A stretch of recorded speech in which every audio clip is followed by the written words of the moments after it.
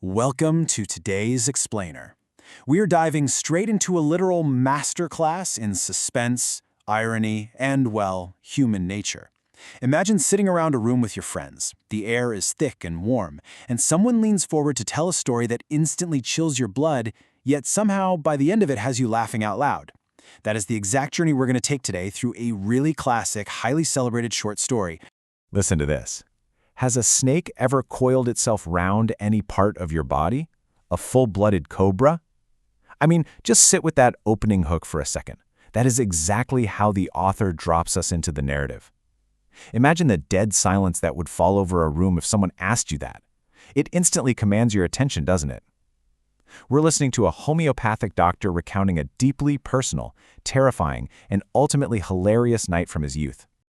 All right, let's get into part 1, The Doctor's Vanity. To really get the comedy of the terror that's about to unfold, we first got to understand our protagonist. He's a young homeopath, and let's just say his self-image is deeply inflated, and it creates a massive contrast to his actual reality. Picture this. It's a sweltering hot summer night, around 10 o'clock. He's renting this tiny, unelectrified outer room. It's got a tiled roof, no ceiling, and he casually mentions that he essentially shares the place with a regular nonstop traffic of rats scurrying across the roof beams. Sounds cozy, right? And this perfectly highlights the giant gap between his reality and his ambition. Let's be real, his earnings are meager. He's got exactly 60 rupees to his name, stuffed in a suitcase, alongside a few shirts, some dhotis, and one solitary black coat. Yet, as he sits in this boiling hot, rat-infested room, he looks into a large mirror on his table and makes what he actually calls earth-shaking decisions.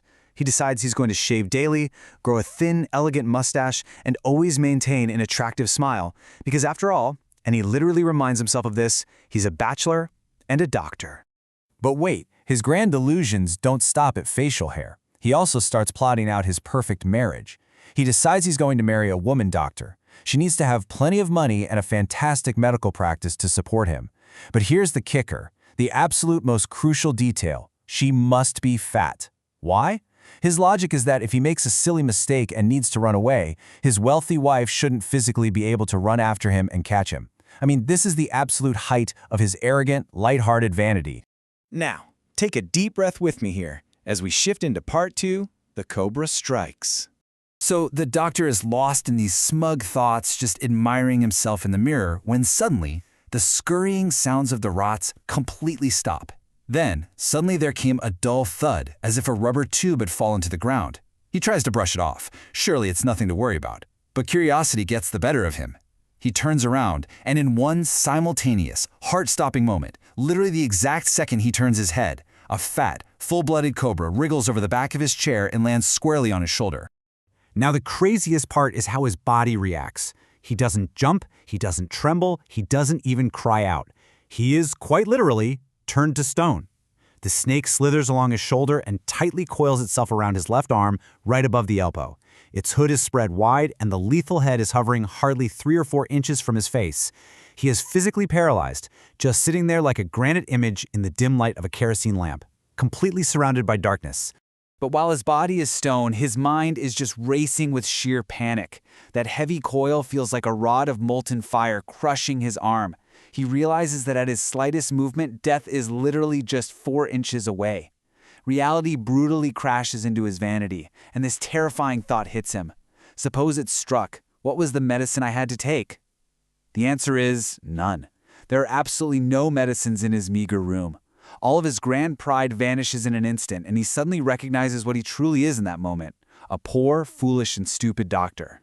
But then, the story pivots. Part 3, A Vain Snake. The unbearable tension finally breaks, and it happens through this beautiful piece of cosmic irony. It's almost as if the universe takes pity on the guy. The snake actually turns its head away from his face. It sees its own reflection in that large mirror sitting on the table, and then, miraculously, the cobra unwinds itself from the doctor's crushed arm. It slithers slowly into his lap, creeps right onto the table, and moves directly toward the mirror to get a closer look at itself. And here is where the author draws this brilliant comedic parallel. The doctor, still sitting there completely frozen, watches the snake stare at his reflection and starts wondering the exact same things he was just thinking about himself. Was it admiring its own beauty? Was it deciding to grow a mustache? Was it thinking of using eyeshadow and mascara, or maybe wearing a vermilion spot on his forehead? Turns out, the snake is just as easily captivated by its own reflection as the vain doctor was. Which brings us to part 4, the final insult. The second the snake is distracted, the doctor silently sneaks out, leaps into the yard, and just runs for his life to a friend's house. But before we even find out what happened to his room, the listeners in the story ask a burning question. Doctor, is your wife very fat? Remember his big master plan? Well, God willed otherwise.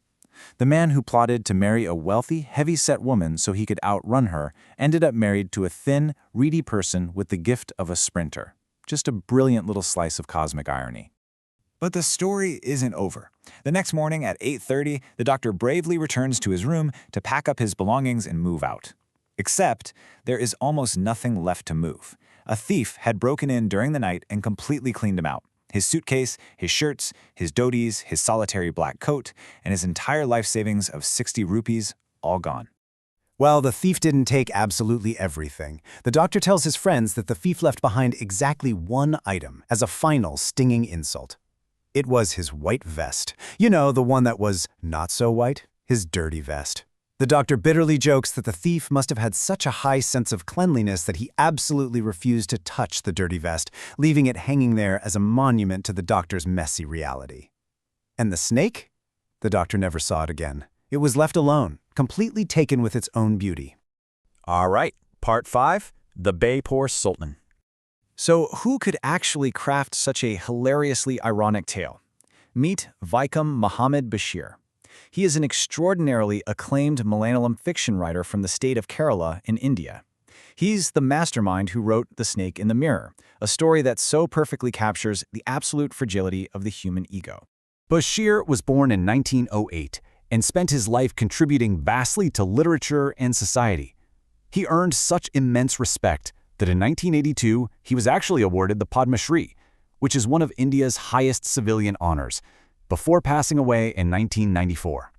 And his works haven't just stayed in Kerala, they've been translated into numerous languages, bringing him massive worldwide acclaim.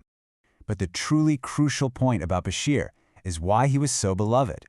He wasn't just a writer, he was a humanist and a freedom fighter. What made his writing so exceptional, and you can see it plain as day in The Snake in the Mirror, is his incredibly down-to-earth style. He didn't write with pretentious, elevated language. He wrote about common people, their fears, their foolishness, and their humor. That approach made him equally popular among strict literary critics and the everyday common man. He was so deeply cherished that he is still fondly remembered today as the Baipur Sultan. As we wrap up today's explainer, I really want to leave you with this thought to ponder. In that tiny, unelectrified room filled with grand illusions, who was truly the vainest creature? Was it the proud doctor plotting his wealthy marriage? Was it the deadly cobra totally captivated by its own reflection? Or is Bashir actually holding the mirror up to human nature itself, reminding us of how quickly our greatest prides vanish when reality strikes? It's a brilliant question, and I hope it leaves you wanting to read more of Bashir's incredible work. Thanks for learning with me today.